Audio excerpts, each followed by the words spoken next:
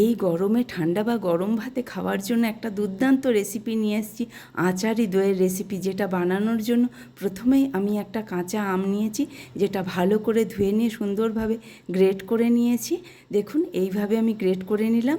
আর এদিকে আমি 1 cup child দই নিয়েছি, ফ্রিজে রাখা, এটা মার্কেট থেকে কেনা দই। সেটা ভালো করে হুইস্ক করে নিলাম। এদিকে গরম প্যানের মধ্যে সর্ষের তেল দিয়ে তার মধ্যে 5 ফোড়ন আর গ্রেট করে রাখা আম ভালো করে সতে করে নিলাম একটু।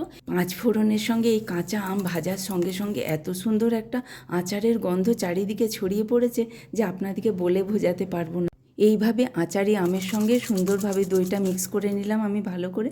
আর ওপর থেকে একটু স্প্রিঙ্কল করে দিলাম ভাজা জিরে গুঁড়ো, লঙ্কা গুঁড়ো আর সামান্য একটু ব্ল্যাক সল্ট। কাঁচা আমের স্কিন আর স্লাইস দিয়ে আমি সুন্দরভাবে গার্নিশ করে নিলাম আচারি দইয়ের রেসিপিটা ট্রাই করে দেখবেন। ভালো লাগলে লাইক কমেন্ট করার অনুরোধ রইল। নমস্কার।